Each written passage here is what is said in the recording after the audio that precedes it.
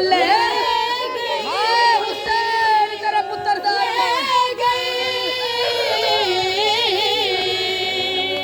अज़ादारो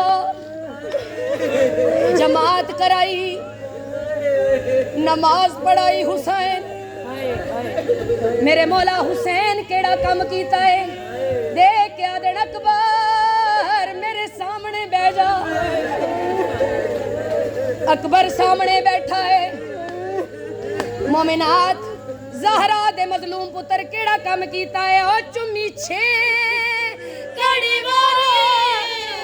हाय मस अकबर दी ते खड़ा पुत्र नु पग बदवावे ओ सेरे दी जावे अकबर को पैदा दल हरक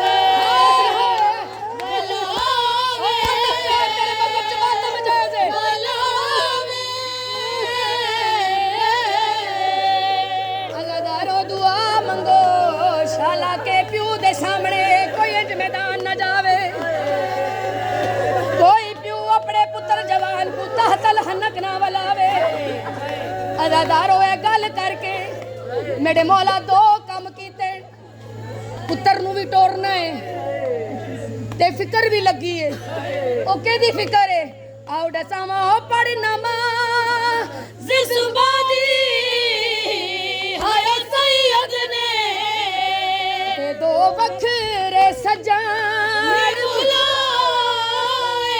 ओ हद नब अब्बास ते अकबर दा बैठा खाक ते चन ज़हार अज़ादारो अकबर बुलाया गाजी बुलाया मौला रोकिया देनो जंग मुक वैसी हाय डिगर वेले मैं कुंडा से अब्बा फिकर की मेरा ओ ना तू हो से ना मैं हो सा किन वैसी और दी ओ हटल मार के आंख हाय हुसैन अज़ादारो तू मुकान देवन आई है जिदी हजे तक मुकान नहीं हुई मैं बंद पढ़ना है अज़ादारो दुआ मंगो शाला कोई 18 साल दा जवान इंज मैदान न जा